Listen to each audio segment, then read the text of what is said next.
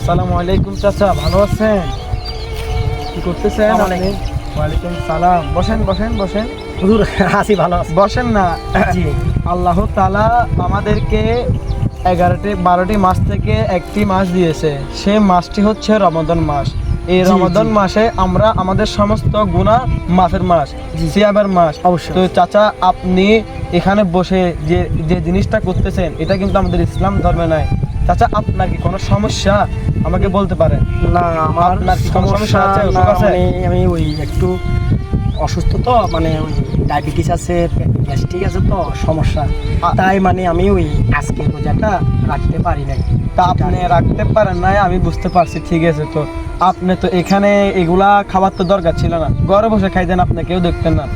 আল্লাহ তাআলা আমাদেরকে সকলকে যেন তার রহমতের চাদরের নিচে রাখে। আল্লাহ, আমরা সবাই বলি জি আমিন। জি হুজুর আমিন আমিন। কালকে থেকে আপনি নামাজে যাবেন এবং রোজা রাখবেন, ঠিক আছে? জি, জি। আসসালামু আলাইকুম। জি, হুজুর, আমি আর কখনো খাবো না, আপনার সামনে কথা ঠিক দিচ্ছি আছে। হুজুর, আমি এটাকে ঠিক আছে, ঠিক আছে করে দিচ্ছি, আমি আর কখনো খাবো না আজকে হুজুর। তারাবিতে চলে যাবেন। জি, কাউকে বলবেন না হুজুর, আমি আমি কালকে বলবো থেকে না, রোজা আমি রাখবো বলবো না। ইনশাআল্লাহ, আমার জন্য দোয়া করবেন। আসসালামু আলাইকুম, ভালো আসসালামু থাকবেন। আলাইকুম।